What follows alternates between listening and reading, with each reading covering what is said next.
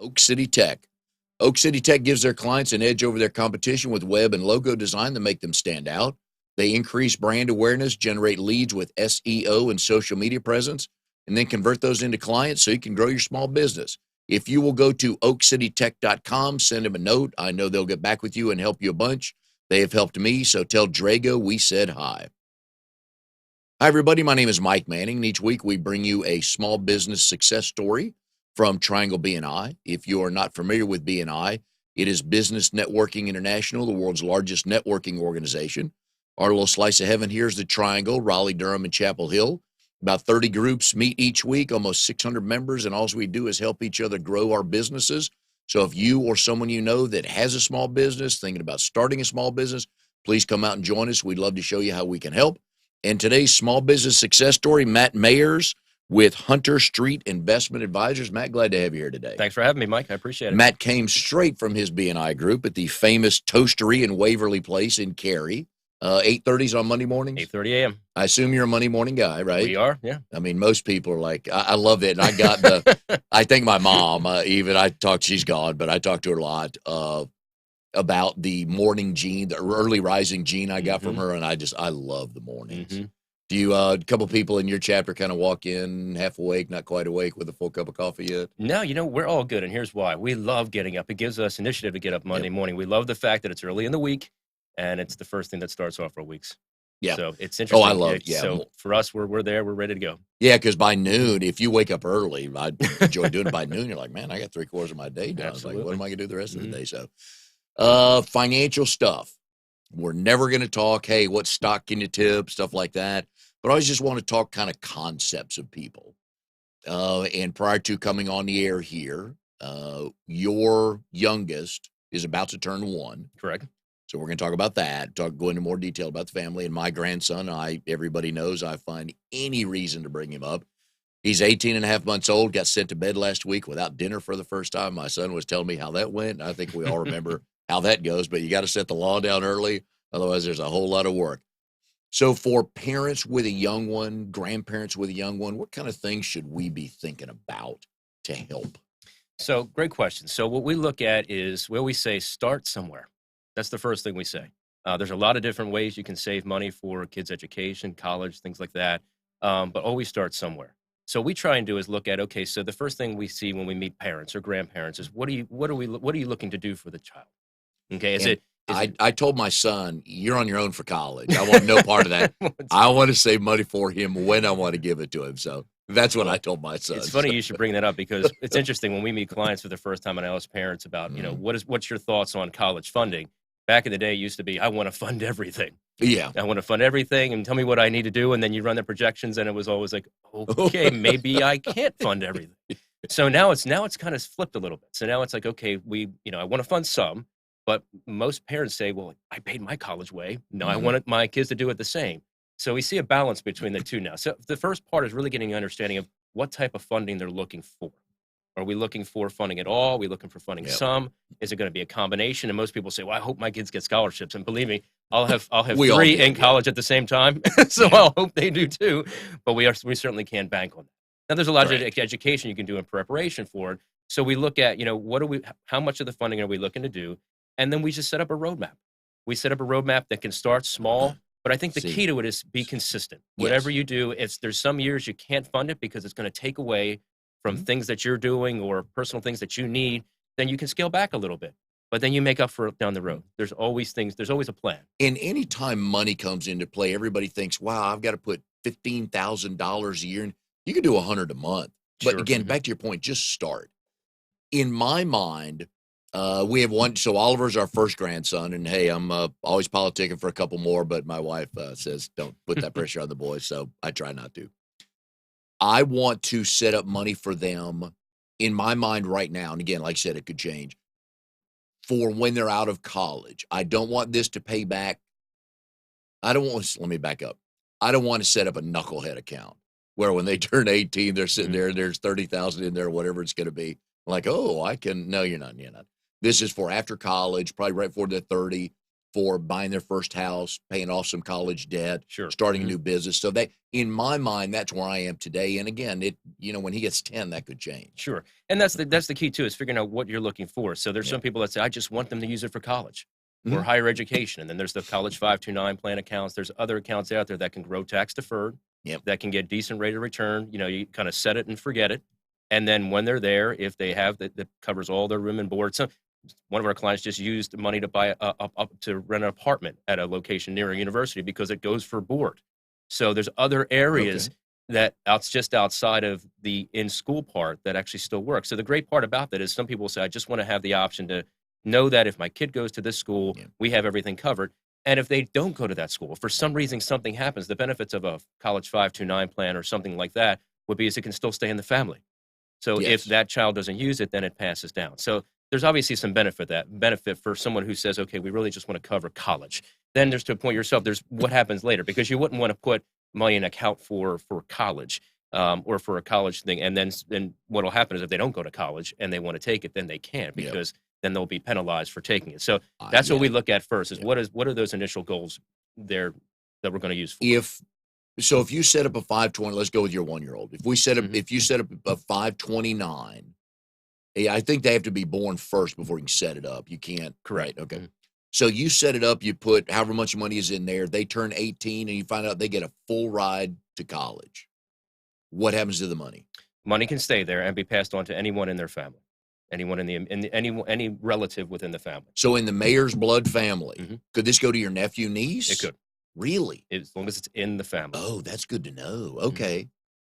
Okay. That was always one of my questions. I at some point in time, can you ever get that money back if nobody uses it?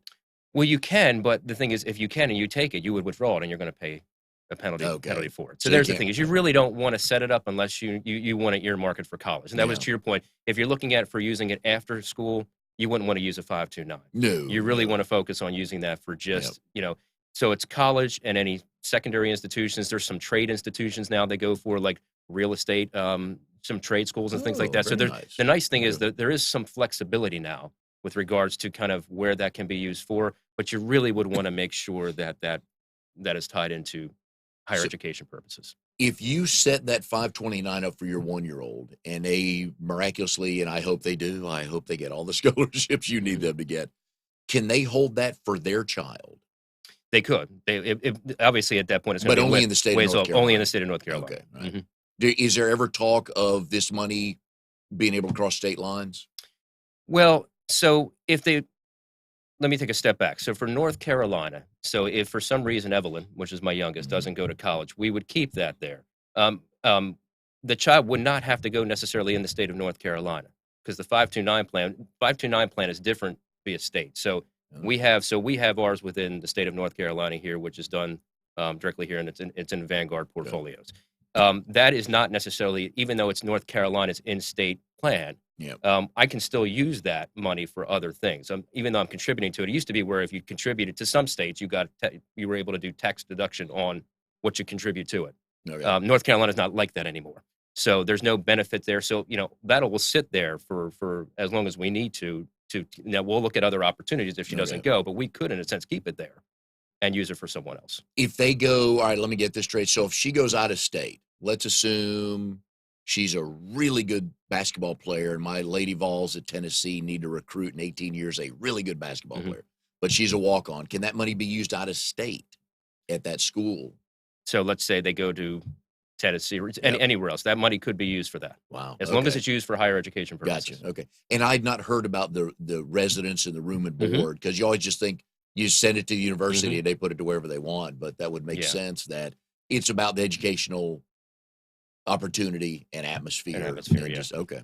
All right. There's a lot of opportunity. We have a client right now that's looking to kind of purchase a place close to campus for their daughter, and they're going to be able to use, they're looking into right now, but there's a good chance they're going to be able to use the 529 plan for it. And I mean, we've all seen student housing, and you got I know there are a lot of people that love that model because they don't buy the $500,000 place. They buy the down and dirty. They charge down and dirty. They get down and dirty, and they probably have to replace a few things. Sure. But I see some guys that bought Some of those places are like, oh, just right, we just take our chances. I remember my first year of college in the dorm, and that was I was modeled after a jail. Was it really? It was. So I look at this and say, what they're looking at, they're certainly looking better than they were back in those days.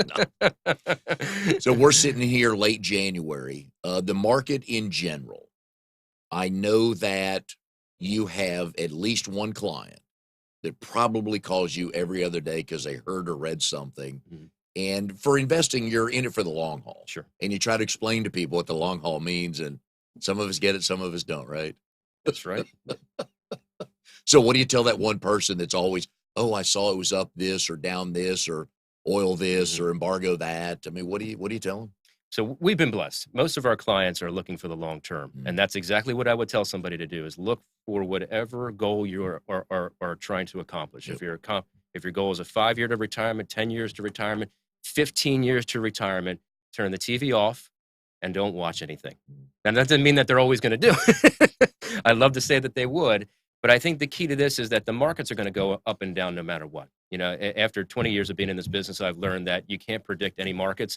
I look at the best Wall Street analysts and I call them the talking heads that are on CNBC all day. There's not one of them that have ever predicted exactly what's going to happen in the market. So the way we look at it this way is, we take the time to sit down with everybody and understand what their risk level is. Yes. And we say, but we get to know them a little deeper than that. It's not just, we think you're growth or we think you're conservative. We want to know what keeps them up at night. Because to your point, if I have a client, and we do have several clients, but I know who they are. Yeah. And they know who they are. And you know when they're and I know call. we're going to call. But I knew that already because I knew that because we took time to get to know them in advance. Yeah. And they're not clients that are calling us and saying, I want to sell. They're saying, what are you seeing? What are you seeing? What do you think? So we're blessed to say we don't get a lot of clients saying, sell all my stuff tomorrow, because they know we would really, really want to have them in for a conversation if that's not what it's supposed to be. But right now the markets are they're still every day they're making a high. Yeah. Another day they're making another high.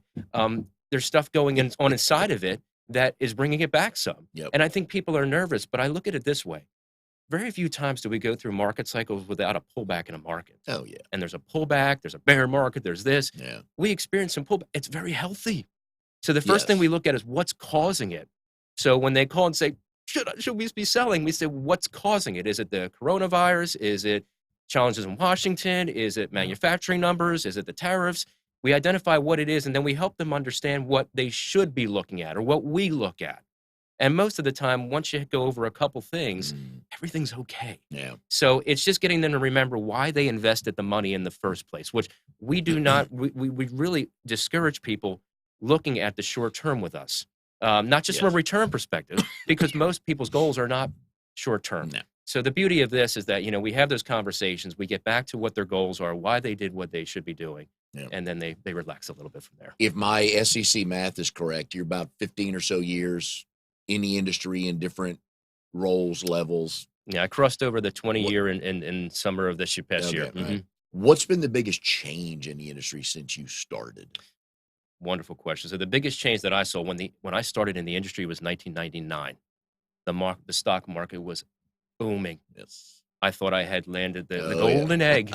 I remember I had little cousins that were calling saying, well, I invest in that, I'm picking out stocks in the newspapers. And I mean, these were people that were in their, mid-teens. Yeah. And the funny thing is the stocks were going up. Oh, yeah. So, we're all looking at it like, maybe they are geniuses. And I thought, okay, this is going to be very easy. But I joined a company back then, a well-known company that was very conservative. And one of the things I was taught early on was that as the market was booming and all these other investments around me were, up, 60, 70, 80%, and our investment portfolios were maybe up 20 to 30, it wasn't such a bad idea. And I remember fighting that battle. I remember going out and saying, we should be looking at risk tolerance and, normal returns. And people were like, no, but this is up 80%. You can't tell me why I shouldn't want to invest in it. And think about that to where we are now. So you talk about the paradigm shift. Obviously technology bubble came in 2000 and then 2008 was even worse. So I think what I've seen change is once we see this generation, whether it be baby boomers or millennials, whoever, start experiencing some of the things that we've experienced, the level of temperament and the level of being able to take it is just, it's not there anymore. Yep. And, it's not, we need 80%. It's, wow, I would love 10%. I would love 8% if Yeah. if I didn't lose it all overnight. So that's what we see more from our clients, is that it's not about how much we're making them. It's about how much we're saving. You'd take 10 if somebody told you for the next 20 years in the business, you're gonna average between 8 and 10% a year, like, where do I sign up, right? You would, and No that's questions well, asked. it's so easy. Somebody will say, "Well, I would love to just get 10% a year, but I don't want any risk." And I'm Yeah. like, "I wish I Oh. could tell you what that model was, but I don't know what that is." Go put it in your mattress Go then, put it in your right? mattress, right? So that's the biggest Yeah. change I've seen, and it's gonna change even more as we see, markets are just gonna do what they do. Yeah. If all of a sudden just and we're not gonna get political here, and that would be another topic, which would be fun to talk Can't about. speak. But if all of a sudden the market went down 700 points today, Mhm. could you imagine the heads exploding on both sides of the aisle, trying to blame somebody for this or that, and none of them will be right, probably. No, and then what would cause, because we get that question a lot, is what would cause that? And I always tell people, tweeting is not gonna cause that. No, I don't care who tweets. It it doesn't is matter not. what side tweets. There's no there's nothing that's gonna the only thing that could cause a 700-point drop would be a war, Yep. would be the tariff situation going completely downhill. I mean, obviously, the coronavirus, things we're experiencing, you Yep. can't there's nothing we can do to predict those, and that's such devastating loss on their side, from China and the places that are experiencing that, but you Yep. can't those are things that I always say there's the controllables and the uncontrollables. And the uncontrollables can always make the market decline very Oh, quickly. yeah. The controllables typically will not. Yeah. I was reading the other day with the coronavirus in the city in China that it's most affecting right now. They've actually started moving some sporting events, They have. some international sporting events Mhm. out of there. And Yes. I think they're concerned, and rarely do you get news out of China and countries like that where they Sure. go, "Hey, we think they're," but I think they think there's a problem. I think they do. And I think, well, the good news, not that they think they realize it's a problem, but Mhm. they're addressing it. Yes. And that's what we look at is, it would be different if it was going on deaf ear or nothing was being done. But I mean, it's obviously all over the news right now. So we're beginning to really see how they're embracing this. Yeah. And how other countries are taking shape to prevent against it. And I think that's calming everybody. Like I Mhm. said, I applaud the way they're doing it because this is kind of new for them to jump out ahead. Mhm. And hopefully they're finding out there's not a lot of blowback in getting ahead of it, No, not which at you all. should for everybody's reasons. Sure. We are here with Matt Maiers, Hunter Street Investment Advisors. Matt is in RD11, Best of the Triangle. Wonderful name to call your BNI group. They meet Monday mornings at 8:30 at the famous Toastery in Waverly Place. Today's show is brought to you by Oak City Tech, where they help you reach your goals with proven technologies for increasing traffic leads and sales. Go to oakcitytech.com, send them a note, tell them what you're looking for, and tell Drago we said hi. One of my favorite parts of the show is to learn about families and who's married to who and why and how and when. So I always ask everybody, how did you meet your wife? Hang on a sec, Ashley. Mhm. How did you meet Ashley? And do you both tell the story the same way? Okay, that's fair. So Ashley, I met via the internet, and the reason is this is my second marriage. Okay. So I was married for about 8 years. Had 3 wonderful children with my first wife. I also had the pleasure to raise my 3 children myself for many years after Oh. my first divorce. So if you get to know me, my family is everything. Good. I have seen the ins and outs of everything. I look at everything we experience as adults, and it's just like nothing can prepare you for stuff like that when it happens. But Yep. one day you're a father of 3 wonderful children, and I poured my life into them. Yep. So Do yes, the boys all dress as nice as you do today? so I only have one boy. Okay. all I right. have a girl, boy, girl, girl.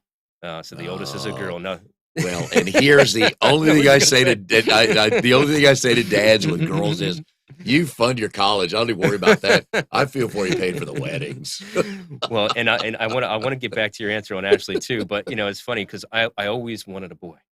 Oh, I yeah. guess Well, it's one of the yeah. guy thing you always just Yeah. you Oh, want yeah. a boy. Yep. So when the notion of the girl came, it deflates you for like a second. You're like, Yeah. oh, okay, I'm having a girl, Mhm. and then you prepare for the girl. So, but I never really knew how soft I was until the girl came. Yeah. So I remember I was driving. So that she was born. She's going to be she's going to be a teenager next month. When she's born, I remember I was driving on a long car trip for business from Virginia to West Virginia, just driving. And there's not a lot of radio stations out Nope. Western Virginia and West Virginia, but they're all country. Mhm. And song "Butterfly Kisses" came on the radio. So as I'm driving, it's an interstate, nothing to think about. I started thinking about myself and my oldest daughter and what we're going to be doing. Mhm. And I started crying my eyes out in Really? the car. And I literally, it was one of those things where you work up and you know it's coming, and I'm like, Mhm. why am I doing this? And suddenly I'm crying. I'm like, wow. And I thought, you know what? There's no one around me. I'm just gonna keep crying because I got to thinking about all the stuff that song meant. So when I looked at it Yeah. that way, it's like, now that's our song. Yep. So she was I've been blessed with her. Hayden's my son. He came next. And I love him. He's rogue. People say, "What's Hayden like?" I'm like, he's rogue. He does his own thing. Yeah. He's his own person, and God bless him for Yep. it. They're all wonderful students, athletes. I mean, I couldn't be any more proud as a dad. But so after my first marriage, I was kind of left. We were just left together. I had to change a lot of my ways. Oh, I bet. I was obviously very career focused. I Mhm. was traveling a tremendous amount of time. But this first part of my career was really consulting and training financial advisors. So I was traveling every day. And one day I came home and my oldest daughter was like, "Daddy, do you think you can not go out as much?" Oh, and that goes straight through you, doesn't And it? I never Yep. I never even realized they realized. This was probably roughly when she was around maybe 8 or 9. Yeah. Yeah. And I never saw it. Was like I didn't even realize they realized I was traveling that much. I mean, we had people that, people came in to care for them, and I was like, okay, there's going to be a change, and it's going to have to come from me. But it was great because that woke me up. But to your point, at that point, I wasn't dating very much. No. I had no time, and I also didn't. It wasn't even that I wanted to. Mm. There was just so very little time in my life. Yep. I was involved in all their sports activities and stuff. I was doing everything I could on the outside of career to be part of their life. And then, so and if I would date, people would try and set me up with people, and I would go Yeah. out with them, and I'd say, "Hi, I'm Matt. I have 3 kids. How you doing You today?" may as well lead with it. They're going to find out, right? I didn't want to hide Yeah, it. So once it said, I would say I could always tell if it was ever going to go anywhere by the way I could see in the facial expressions. The Yeah. moment I said it, Yeah. if I saw like you could droop, I knew. I was like, this is not going to work. Yep. But so there was a period of time where I just focused on them, and I didn't have a lot of time to date. So we looked. I actually joined the internet about 30 days prior to meeting my wife Ashley, just to get a feeler out there because I just didn't have the time to date, and I also didn't want to take away time from my kids. Yeah. And she had just done the same, and within a matter of a couple weeks we met. And I've heard this has happened before. Oh, yeah. I never would have envisioned it would have happened to me, but we got to know each other a lot. Yep. And that was the key to it, is we spent time getting to know each other on the front end, so that by the time that she met the children, and she's a blessing. She's been the best blessing I've had, because I've never met somebody that can walk into a life and embrace children the way she has, at least my children when they're not hers. And it was just, I saw something in her I've been missing my entire life. When you guys were talking on the internet, what were the couple subjects that were just instant connectors for you two? Subject was family. Okay. So family, faith, truth. I think both of us, she had been married as well. We had been through some challenges, and we just wanted each other to be truthful. Yep. We wanted each other to communicate better. I knew I was going to to communicate better. Look, I looked at my first marriage. I'm like, okay, I made 1,000 mistakes. The good part about the second, if there is ever one, is I won't make them again. And if I do, that's silly on me. So I was able to really look at that. And she had come from a very similar past with her challenges too. So it was one of these things. We came back together and said, listen, this is who we are. We're not going to be any more to each other than who we really are as people. Good. And we saw each other for who we were. We accepted that and it was just great. It was something I hope everybody finds. Where was the first date? The first date was actually a concert. We went to see, it's a country singer. I'll think of it That narrows eventually. it down, yeah. Yeah, Guy, girl? Yeah. No, it's a guy. Oh wow, she's gonna haunt me if she sees this. Yeah. Yeah. I'm going to have to call her. I'm gonna think. Do you remember a song? It. That's Well, you're not good at this game. It's are one you? of these things where when somebody asks you something, Yeah. and you just can't And you think. know it right here. Yeah, I next to know you, it's you gotta- there. It's gonna come out eventually. Yeah, okay, in about 10 minutes, you're going to go, Thank you. Toby Can Keith. we come back? Can we come back? Can we come back to that? We'll come back to that. So that was the first date. First date. Yeah. And it met your expectations It once did. you two were finally together? It did. Mhm. Was that the first time you had met? That was the first time we had met. Yeah, we met just to grab a cup of coffee beforehand, just so we knew who each other was. Yeah. And the ironic thing, I had never been. It's kind of crazy. I had never been asked to a concert before by any woman. Usually, I'm the one asking and saying, "Okay, I'd love to go out." So she had asked me to go. Yeah. So I was just impressed that she, it was like taking a new rule in the old traditions. So yeah, we met ahead of time, and we got a chance to meet, and we knew it right when we met. We knew that we were good. From the first time you started talking on the internet till that concert, what kind of window are we looking at? About 3-4 weeks, maybe. Okay. Yeah, All 3 right. or 4 weeks. And this was here This was here in a triangle? Mhm. Okay. Yeah. So All right. So I'm going to need a baseball scorecard here. How many kids are we talking? Oh, Total.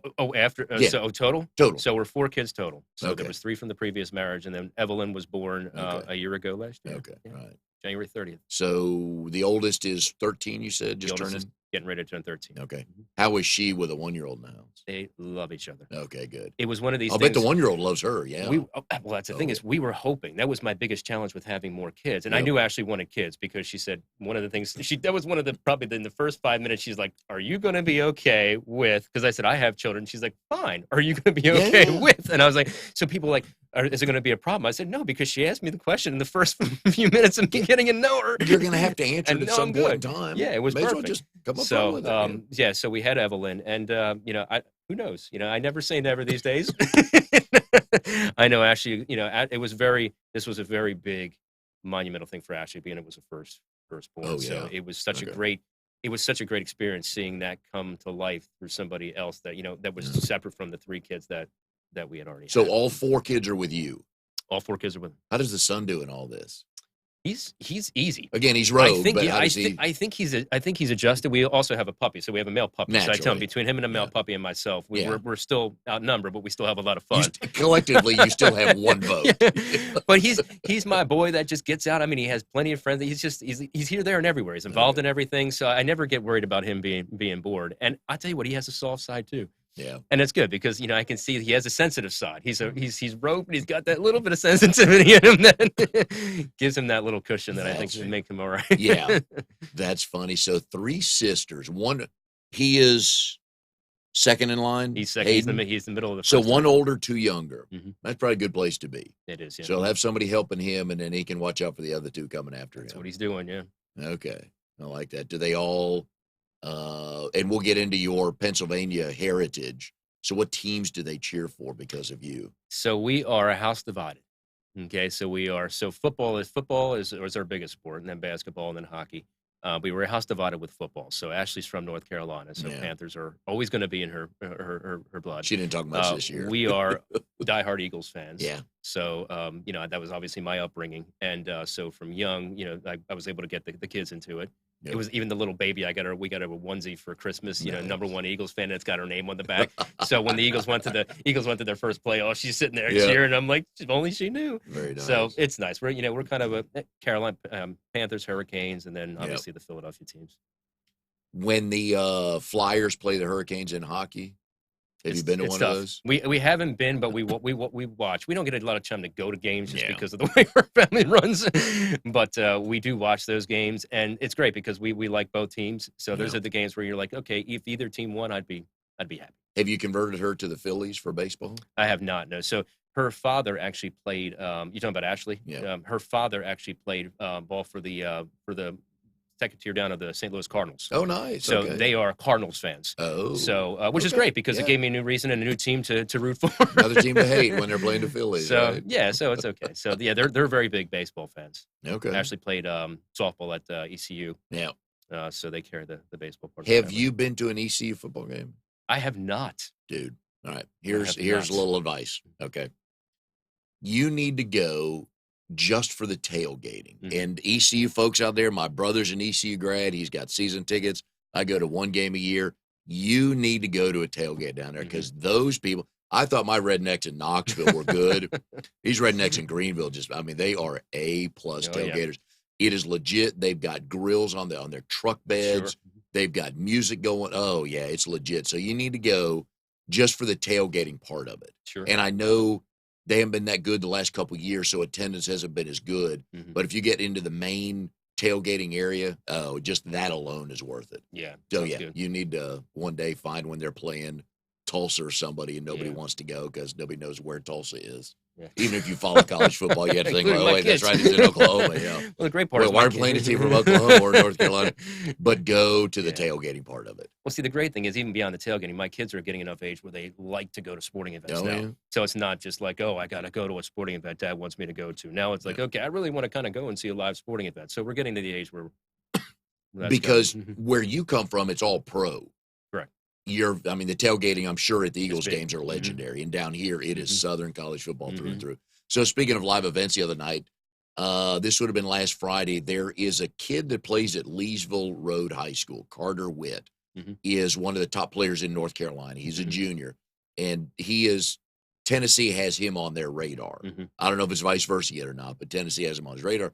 So I went to watch him play at Sanderson the other night. That's the first live game I've been to in a while. Yeah. It was a lot of fun, man. Oh, yeah. They had some boys that could jump. I mean, some of these guys, like this one kid was like 5'10" and just slammed the ball, got out on a breakaway. I'm like, yeah. Dang. It's amazing when you can watch somebody that you know is going to be pro and at that level and just see, because you never say, oh, they were good, but when you see the game live, then you truly understand and appreciate the talent that they have. And he's a point guard, and my brother and my nephew went with me.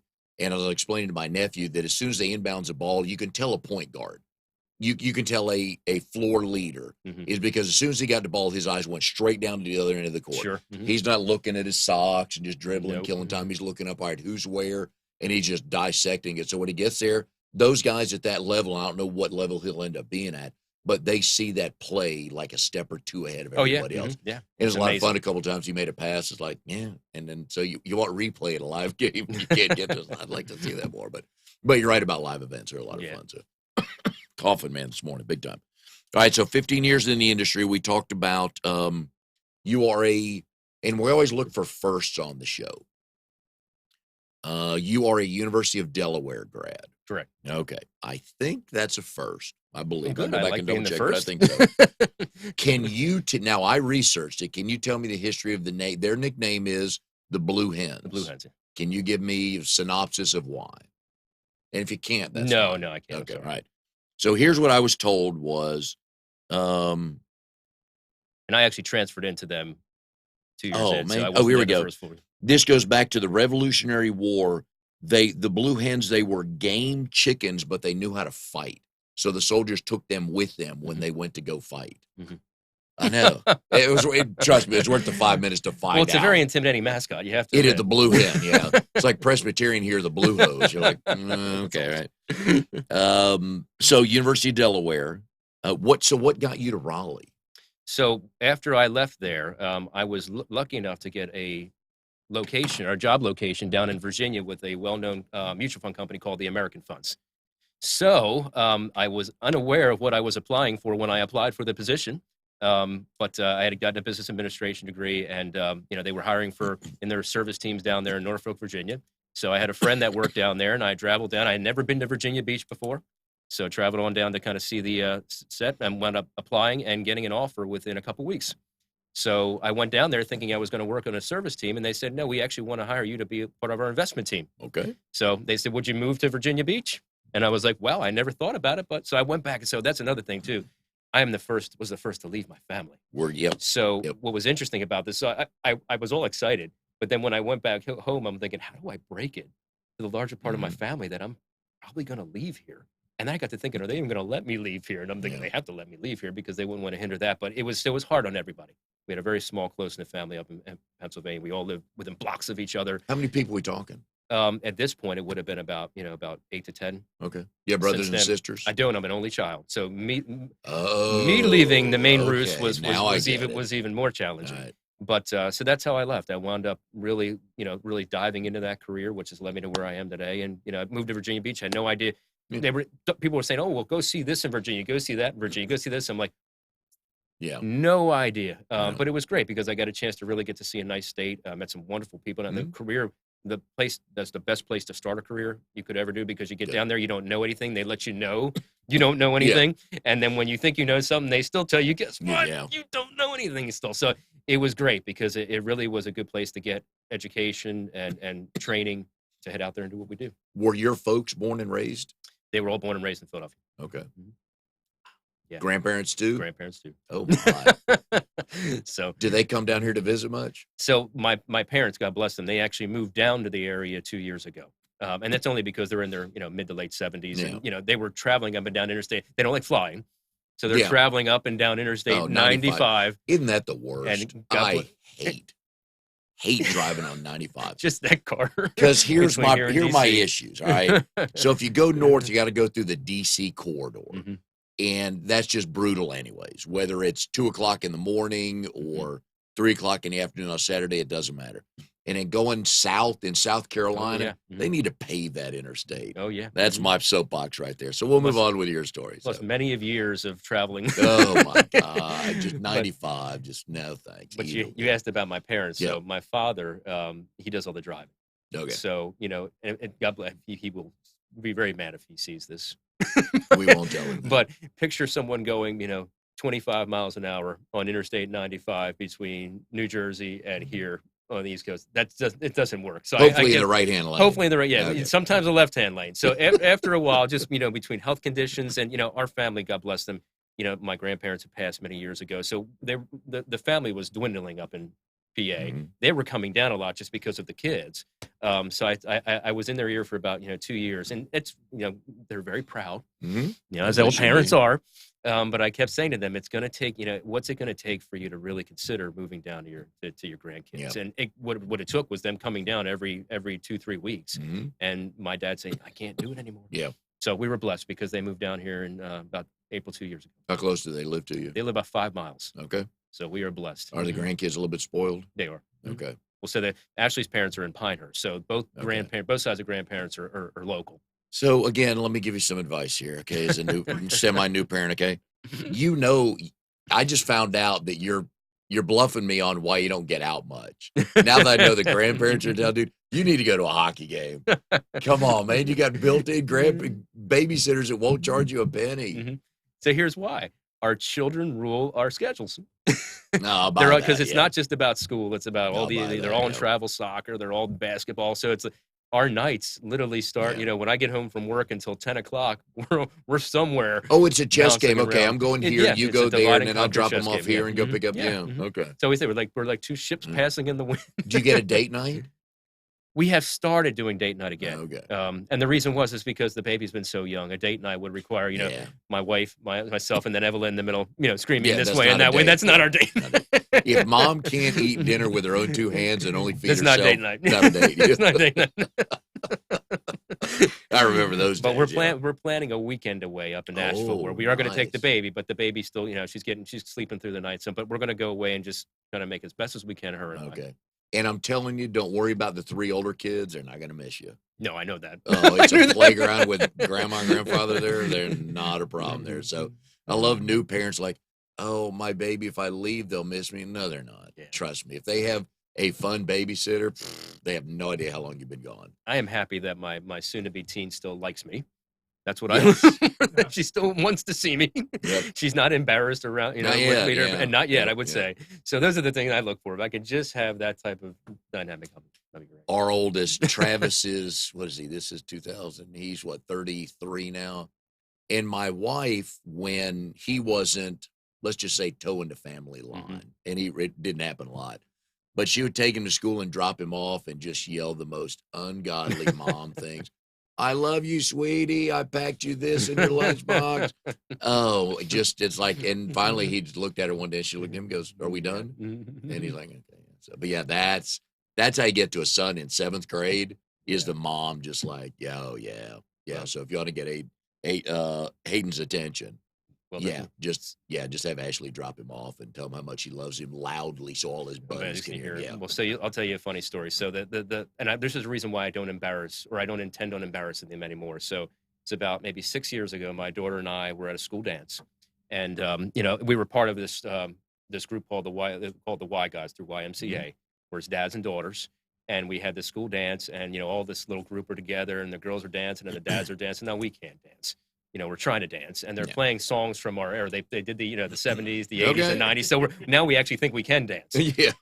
And for whatever reason, I took it upon myself to think that I could, you know, dance across the floor sideways and kind of slide, you know, just into my daughter who was waiting for me. And for whatever reason, that did not happen the way it panned out. So I ran and I started sliding, and I slid past her, and then I tripped and I went into a group of people that were standing there.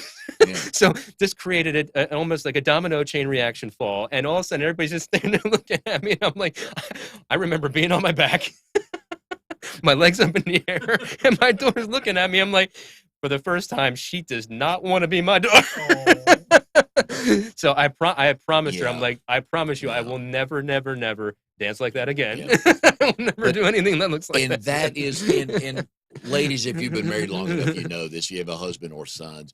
That is such a guy move because in the moment, that was the best idea you've ever come up That was with right there fantastic. before you I thought I could do it. But you know something? What? This is one of the best experiences that she will Oh, cherish. Oh, she'll yeah. always later remember on, it. and she'll tell everybody. And she'll bring it out when it's advantageous to her, either to tell her friends how wonderful her dad is, or to just zing you with it when Yeah. you're around your buddies. Absolutely. Like who's going to be surprised you can't dance, right? Do most people who know you realize you probably can't dance that well? Yeah, absolutely. Okay, I would hope but so. the at this story, point. but you're right. I hope I've embarrassed everybody enough to know But that. that's what life is. It's a series of stories, and she's got that. Yeah. You two have that forever. I'm with you on that.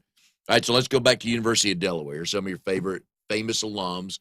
I'm hoping that the hour on this show will bump your stock up a Bump little the bit. stock up. Yep. Okay. There are like 20 pictures up there, so you could be sitting 21st. I don't know. I didn't have anybody to call over the weekend. So, Joe and Jill Biden. Yes. Okay. Joe Flacco, Joe Flacco. right? Super Bowl winning quarterback for the Mhm. Ravens. A lot of people forget the small college guys. Mhm. It's like, wait, he came from Delaware? I can imagine with his size how good he was to watch in college. I was very impressed. I wasn't at the school when he was there, but Mhm. I was very impressed. He was one of those people, once you knew where he was from, it was like, wow, this guy has really got it, and he's Yeah. going to stay local. That's what you look at. As And athletes he that was a wanted- local kid? He was a local kid Good. that wanted to stay local. So you get a chance to really see him Yeah. come up within that thing. And he was so fantastic.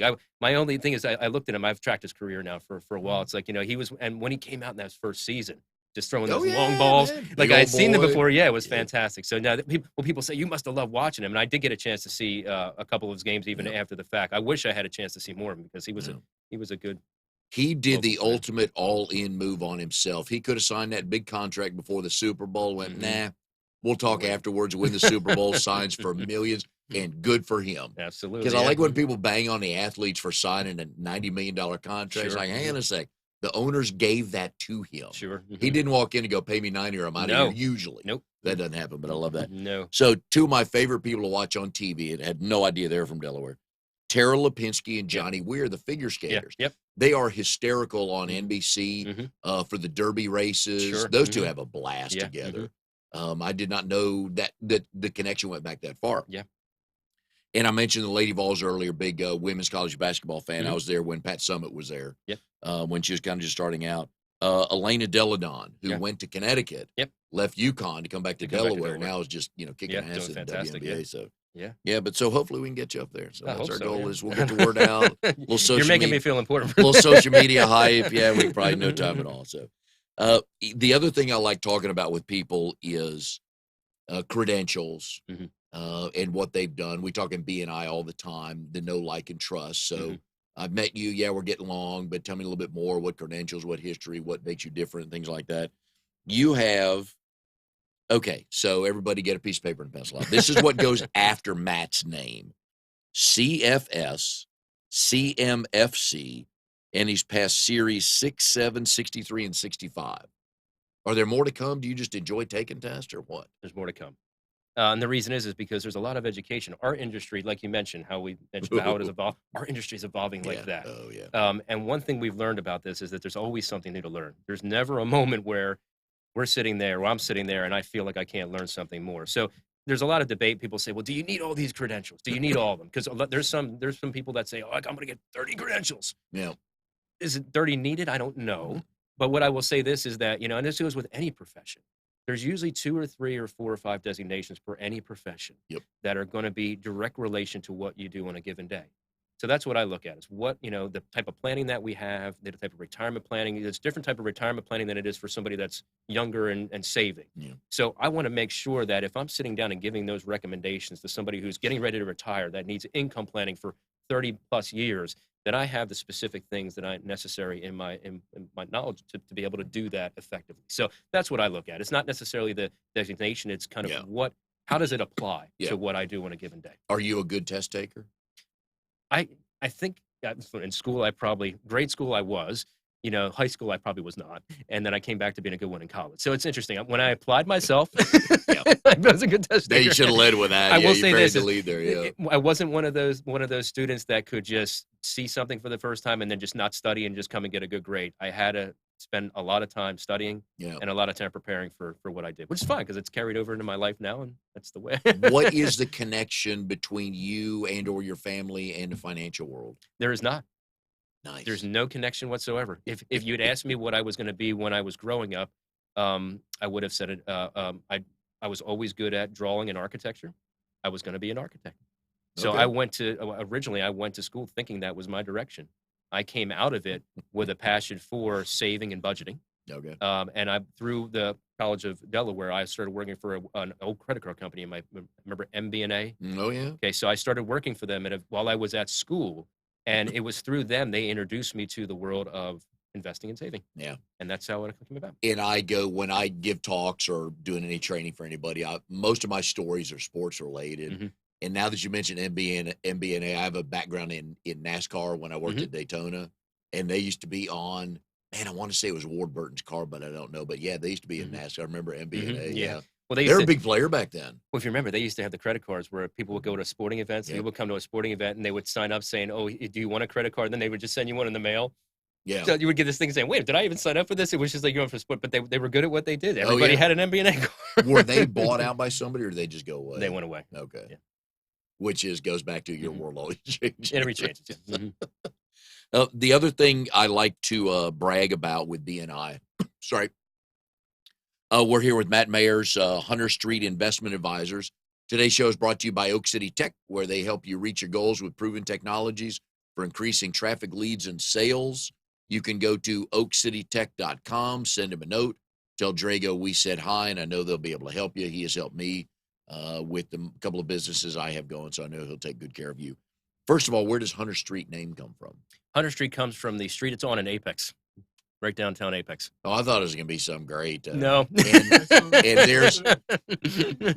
I like that because let's just say there's two big banks merging, and their name is like, what? So Hunter Street, perfect. Yeah. And that's what people say, well, are you ever going to move? And I'm like, we can't. We're on Hunter Street. We're going to move. We're going to move this way or this way. Do you guys own the building? No, we're just renting out the space. Oh, I bet the landlord loves it. We have a 5-year rental on space. And I said, they want us there. And we're a long term for you. You have to build your own building there. And we might. Hunter Street, we might. That's so good. That is so good. Going through some notes on you, though, I did see where that market crash in 2009 had a big impact on you and kind of what changed you on how to work with clients. It did. Right. Yeah. So, no one could have envisioned 2008, 2009. I will say this, is there was indicators telling us there was going to be some challenges. No one expected it to be as drastic as it was because we had never experienced that, at least for most of the age demographics we were working for. I never experienced anything like that. Yep. What I started learning, and I'm sure every advisor in this business will feel the same way, is there's nothing we hate the most than when our clients lose money. Oh, yeah. It internalizes you. You begin to feel, it's a sickening feeling when you know that stuff is happening and you just cannot control it. So what really came back to is it's not about return anymore. It's not about what you did versus the market or what someone did versus this market or the S&P versus what I did. It's about getting to know people and getting to know them as personal as you possibly can. And by doing that, because really it's people, you see how people react. We were working with retirees that basically they lost 40% of their money and they were coming over to us saying, we've never had help us. Yeah. And now you inherit these clients that will never want to go through that experience again. And that, the road is going to be so different. So what it changed for me was that it's just about people's goals and lives. The more you get to know people better, the more you understand what they're striving to accomplish and what they're willing to do and what not willing to do, the better chances that they're going to have confidence in you. And that confidence doesn't mean that I know that the markets are always going to be up and that it's never going to be another credit crisis. But it helps us understand that we probably will have something at some point that's like that. Maybe not to that devastation. And if our clients lose something, that's not something I can control, but it's my job. It's my goal as a priority to make sure that I am doing everything in their best interest. We are 100% fiduciaries. So everything we do, we are 100% independent. We don't have anyone telling us what we can and can't do. And so we stand here at looking at clients' situations, knowing that we are going to do what's in their best interest. Yeah. And and we are compensated by such. So I would say the only way that we ever get a pay raise is if we do right by our clients. And if we don't, it's not. And our clients love that because they're like, Matt, we want to give you a raise. Well, great.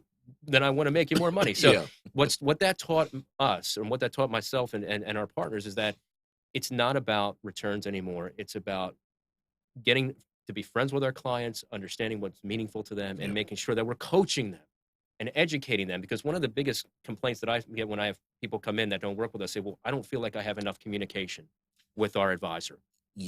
But that's true. And we've had people in the insurance world, in the real estate world. So many people like, oh yeah, I signed Mike up as a client. Hey, there's number. And then I get something from you in September. And hey, you're up 3%. I'm like, well, but I'm with you on that. But again, and we've talked about this numerous times on the show, and I do this when I do my BNI training. People are buying you. They may or may not even remember Hunter Street Investment. Sure. They'd say, my money's with Matt. Just call him. Sure. Because they're buying you. Sure. And that's what they want. And I think that's their point. When a person comes in to meet us, it may be 4 or 5 meetings before we decide if they're going to be clients or not. And it's a mutual decision. It's a decision that's made by them because we've analyzed every part of their scenario. There's usually a menu of things that we can offer. And typically what we're doing in those initial meetings is getting to know them better and then figuring out kind of where are some of the areas that we really feel like we can help. So the reason I say is when our clients come on board, they're not looking for short term because they've identified the value that we provide.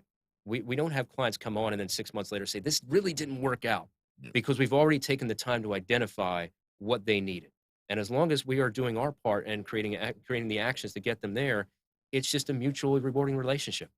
A lot of it is, okay, if everybody else is down 12%, can you look at numbers to go, okay, where can we get their money in a good place where it's not 12, maybe keep it to 8 because everybody's losing, or maybe even 6? Is that kind of the thought process as well? So when we look at returns for our clients, we look at, again, what they're comfortable with. We have them do a scoring sheet that helps us understand, are they conservative or moderate? And it's not just, do you like stocks and bonds? It's if you lost $10,000 in the next week, how would you feel? So we put numbers to it. And we figured out by putting numbers to it, it's different than saying you're down 3% or 4% or 5%. Because right away when people say that, they say, oh, if I'm down 4%, I can just make 4% and then I'll be fine. That's not the case. It takes a long time to get back to where you were. So what we look at is let's put numbers to it and let's really sense how they're going to feel if they lost $10,000 in a week if they want to be aggressive. You're okay if you're aggressive, but are you comfortable losing $10,000 tomorrow? No. Well, then you're not. Then that's not where we should be looking. Right. So that's the thing. So when we look at the individual returns, we're looking at how they scored, and then each of our portfolios will have some type of benchmark, return to it. But that's not to say it's guaranteed to do that. It's just saying that historically, this is where that portfolio has fallen for the given amount of risk that they are willing to take. And when you identify them as conservative or moderate, that's not how they vote. That's how they want. That's what they want to do with their money. That's what they want to do with their money. I just want to get that clear. We don't do that. Like, wait, we are not doing. No, we talked about that earlier. You don't need to know that. You just want to know how aggressive they want to go with their money. I know real quick. Today is January 27th. Yesterday, Kobe Bryant, the Lakers died. Yes. Tragic helicopter crash. We're not going to spend long on this, but you have some ties to Kobe in the Pennsylvania area, right? Yes. And first and foremost, my heart goes out to their entire family. It was, I learned about it yesterday from a person that I went to high school with. So I actually went to high school at a competing high school with Kobe. Kobe went to Lower Murray and I went to Marple Newtown. So we were together on the basketball court. And I had a chance to see him when he played in high school. And he was one of the nicest people you'll ever meet. He was obviously you knew he was, to your point, you knew he was pro. Oh, yeah. He came to games, he scored, I think 55 points against our team in the game we had. So, you knew he was going somewhere. Not to say we had a bad team, but he made us look bad. But at the end of that game, most people don't have to do this. He actually went into the locker room and came back out. And I believe he spent with the entire crowd. And these basketball stadiums were packed because of him. He probably spent another 45 minutes to an hour taking pictures with people, signing autographs. Wow. And we all have pictures with him because it was just who he was. So those are kind of those ties. And I guess, when it happened yesterday, one of my high school friends who actually, was on the team as well, came back and said, did you hear about Kobe? And I hadn't heard yet because I was at a soccer tournament with my daughter. And I'm like, well, what do you mean? He's like, he's gone. And I'm like, he's gone where? Yeah. It was almost to the point where it was unbelievable, and we've lost sports legends, we've lost famous people, but it just hits because you've had a chance to meet somebody. And then when I saw the text from the same person about his daughter, Yeah, it was like that's. I needed to take a Well, step I was out. hoping. It Now was there's 3 girls from that it's basketball team that were on that. It's like, oh, unbelievable, and that's yeah, I mean, not it's bad enough, but as a dad, you start thinking and just how close they were. Like yeah, I remember seeing pictures of him and his daughter on the court side, and oh yeah, I knew she was primed and ready to be yeah, WNBA. So, it's one of those days where, we all hugged each other a little closer yesterday. yeah, We talked to, my kids were asking questions about back in the high school days, what he was like. And, they knew of him, but they didn't know, we probably didn't spend that much time yeah. talking about it. But it was just one of these things where as a family man, I look back and my heart goes out to them because that's Yeah. unfathomable. Mine too. And my boys, we were on a text chain yesterday about that. And this is their first athlete they really watched growing up that died. And Mhm. even though he's retired in his prime, and I was telling them mine would have been Roberto Clemente back in the early 70s. Mhm. He's on a humanitarian mission to, I think, Puerto Rico Mhm. with supplies on New Year's Eve. Sure. Plane goes down, and he was still playing. Sure. So that was mine. And it was interesting just to watch a little bit of that about how it affected people differently. And take it back to Matt. You take a step back, and you should also think, I need to make arrangements. Yep. Oh, 'Cause yeah. this can happen to anybody. Oh, Anybody. in a heartbeat. Anybody. Yep. Mhm. Yep. I appreciate sharing that story. So your basketball career, good, bad, and different? Have you seen my height? Yeah. Maybe you got wheels. I don't enjoyed know. playing, but I have you don't seen know. my height? Well, see, so I'm very, 5'7". I'm, below average, but I was the same height in high school and grade school. So back then, I wasn't too bad. Okay. Were you one of what role were you on the basketball team? I was a point guard. Okay. Did you start? Didn't start till later years. Okay. I rode the bench for a few years and then Alright. earned my time. Anybody else who was pretty good coming out of that area that you remember? Or Not, even went to no, smaller not schools? no, not in that area. It was Okay. he was our famous. Man, I'm sure Philadelphia. I'm sure there has to be somebody from Philadelphia. Oh, But yeah. at least this is a suburb of Philadelphia, Yeah. so Yeah. he's the only one. And a lot of people don't know that he was drafted by the Hornets. Mhm.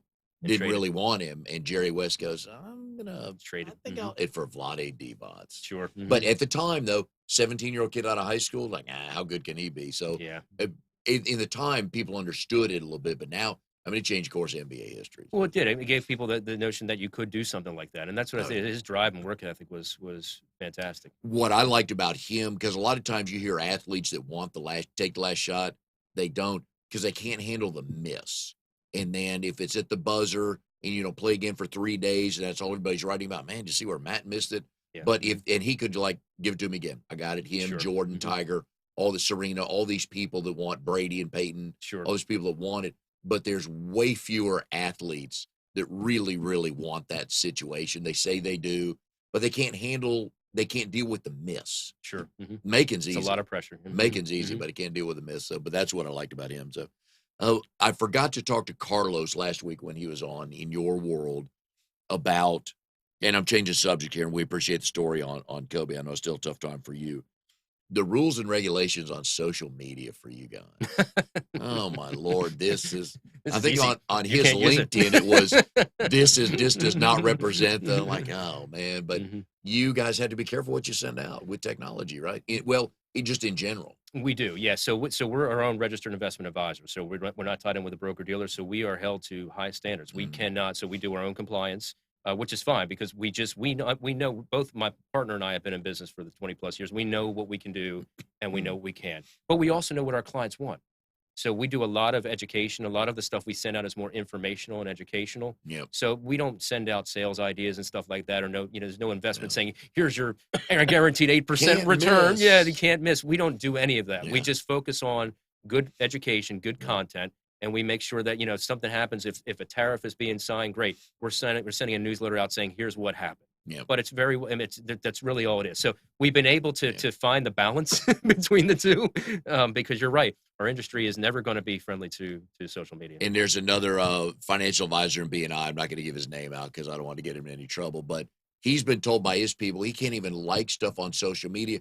So if he and I are friends, Mhm. and if I'm holding a can of Diet Coke, he couldn't like that picture because then somebody would think, "Ooh, he's investing in Coca-Cola." He's It's like, endorsing it. He's endorsing Coca-Cola. Man, I feel for you guys on that. I feel for you No, guys we're on used that, to it so- by now. Okay, so we have about a minute left. You just have to go with a different name. Yeah, really. That's true. That's true. I know you can sum up the rest of the year with an election in November. be a piece of cake with the market. You guys know exactly what's going to happen, right? Yeah, no, I'd love to say that. And as I said, if anybody says they know what's going to happen in the Yeah. market, they do not know what's going to Yeah. happen in the market. But I will say this, as we look at regular indicators, and all the indicators right now are looking positive. Mhm. And we can see them. They change just like traffic lights. You can see them change from red Oh, to yeah. yellow to green. You know when you have time to pace it out. But we look at good, strong, I mean, companies are doing extremely well right now. I know the tariff thing was challenging. Mhm. We're backing that off just because of the Yeah. first round. And there's still 99 parts to that. Oh, yeah. But the first round is good enough. Yep. So that plus, I mean, obviously, corporations they've been sitting on a lot of money. So the good news is that when we look at the true fundamentals of companies, Yeah. it's great. Consumers are spending a lot. It's great. The things that are there to drive a market are there. And I guess the analogy, again, I go back to sports. If you're the football coach, and wow, look at that. We just ran for 28 yards. You're looking at the left tackle and the left guard that blocked well to get the running back there. Sure. Versus people who are buying stocks. Oh, they're up 7%. It's like, no, Yeah. let's look at these. Again, going back to indicators. Sure. But they Mhm. want, so people should call you guys at Hunter Street to get indicators like that to help them. Well, that's the thing is, and we don't, we look at that as if people just want to come to us for education, great. Yeah. We love educating. Like I said, we're in a position where we just want to educate people. And if they want to come work with us, that's great because they see the value in what we do. And if anybody needs some more information on financial advice, if you have a spectacular grandchild you would like to take care of, tell the parents that college is their own, but you want to help them when they get out of college, no knucklehead money, or you want to start a 529. I'll speak for Matt. He'll buy you a cup of coffee. When you meet with him, you go to Hunter Street Investment. Forget what the website was. HSIadvisors.com. HSIadvisors.net. Thank you. Thank you for that. Thank So, you. but like I said, there's knowing something, you're ahead of the game. So even if you sat with him, did not become a client, you got smarter, and he'd be more than happy to do that. So, Matt, we appreciate you being on the show today. Have a good time. Good luck with your Eagles next year. And I'm an Astros fan, so good luck with your Phillies. They don't have a stinking black cloud hanging over their head. But please go to hsiadvisors.net. Matt's phone number's been up on the screen here. You can give him a call, sit down with him for a cup of coffee, get some good financial advice, and we'll see you next week on Triangle BNI.